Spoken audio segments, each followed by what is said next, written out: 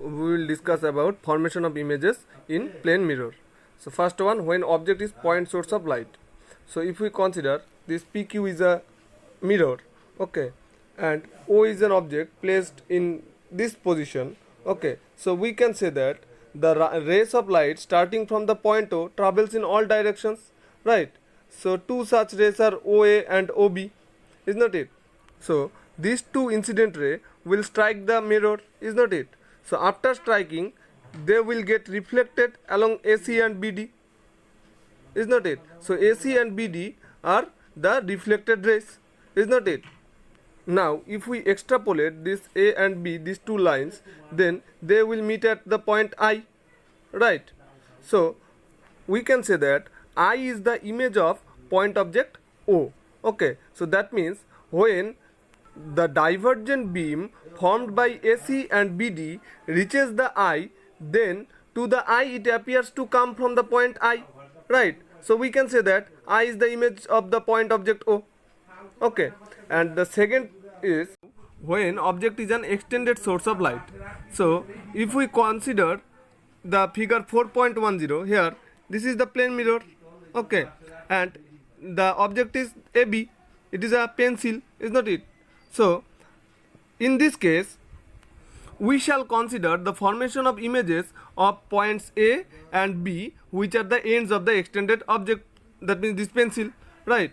So in this case, if we consider two rays of light starting from the point A, that means these two ray of light, okay, on striking the plane mirror, they obey laws of reflection and get reflected, right? So after reflection, the reflected rays are this and this. And now if we extrapolate these two lines, then they will meet at the point A1. Similarly, if we consider two rays of light starting from the point B, then on striking the plane mirror, they obey laws of reflection and get reflected along this path, right? So these two are the reflected rays, okay. So if we extrapolate the first two reflected rays, they will meet at the point A1, and if we then extrapolate the second two reflected rays, they will meet at the point B1, right? So that means we can say that this A1 B1 is the image of the extended object, okay. That means we can say that a divergent beam starting from the point A after reflection from the plane mirror appears to be diverged from point A1, is not it? Similarly, a divergent beam starting from the point B after reflection from the plane mirror appears to diverge from point B1, right? So we can say that the A1 B1 is the image of the extended object, okay.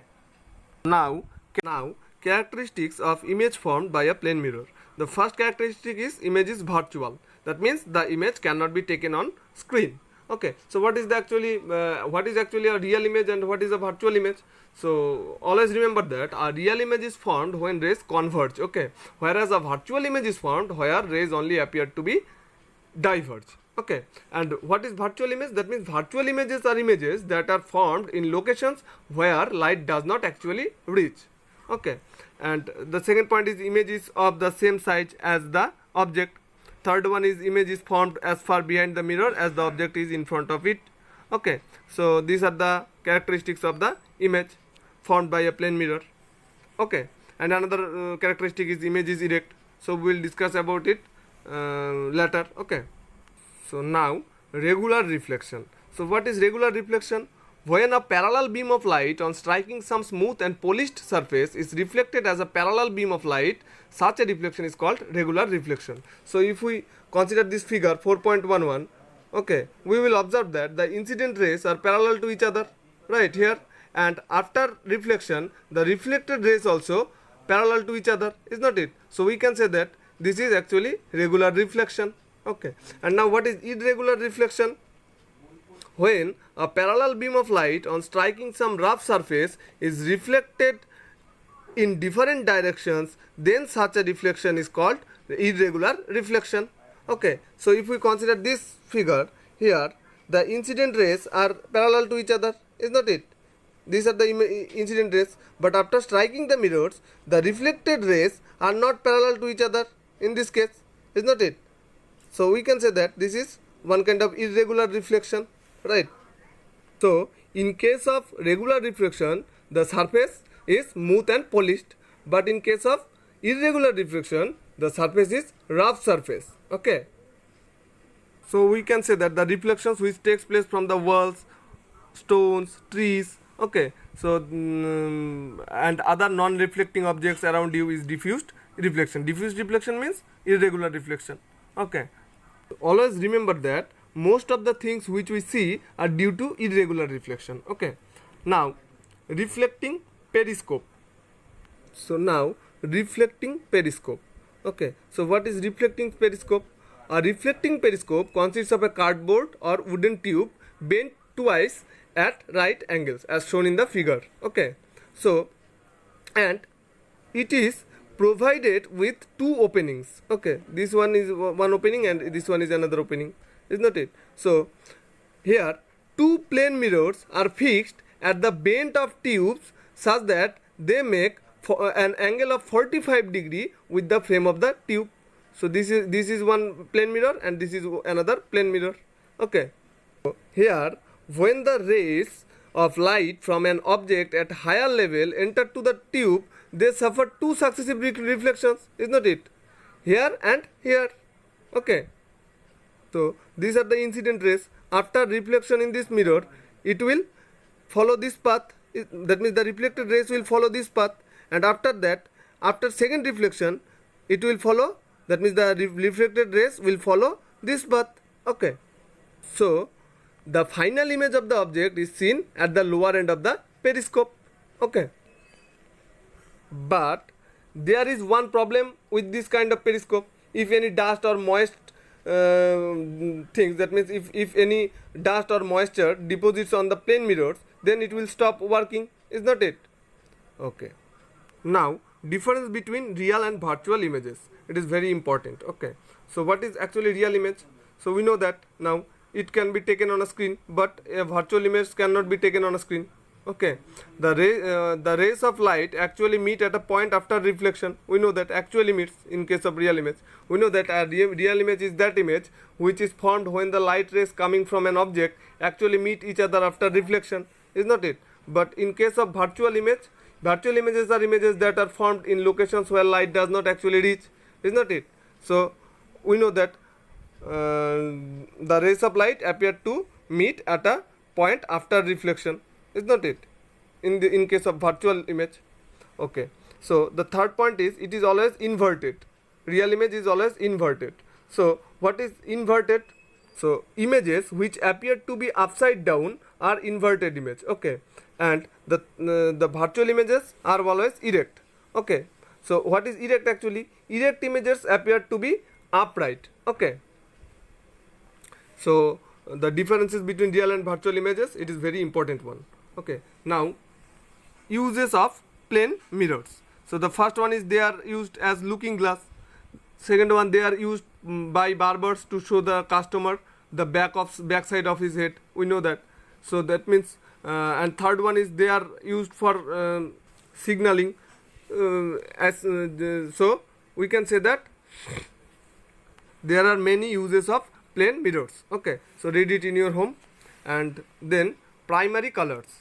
So we know that white light is composed of 7 colors: violet, indigo, blue, green, yellow, orange and red, is not it? And we know that when these colors fall simultaneously on the retina of the eye, then the general perception is white, is not it? It has been found that there are 3 basic colors of light. Okay, so all the other colors are formed by intermixing of these colors. Okay, and these 3 colors are called primary colors. So basically the 3 primary colors are red, green and blue. Okay, so we can get other colors by adding these primary colors. Okay, but it is impossible to form red or green or blue color by mixing other colors of light. Okay, so we can say that by mixing the primary colors we can get other colors, that means the secondary colors. Like if we mix red and green, then we will get the yellow color. if we mix red and blue, then we will get the magenta color, right? So now we know that how we can form other secondary colors by adding the primary colors, is not it? We know that if we mix green and red, we will get yellow. If we mix blue and red, we will get the magenta color, right? So now color subtraction. Okay, so in nature we see large number of colored objects when white light falls on them, right? So why? It is because the objects have a special pigment which selectively absorbs most of the colors of the white light and reflects one or two selective colors. So it is the reflected colors which give a color to an object. So if we consider that if a object appears to be red, then that means the object absorbs all the other colors and it reflects only the red color. So why we can see the red color. Okay. Similarly, if a body appears to be green, that means the body absorbs all the other colors, but it will reflect only the green color, is not it? So we can see the green color, right?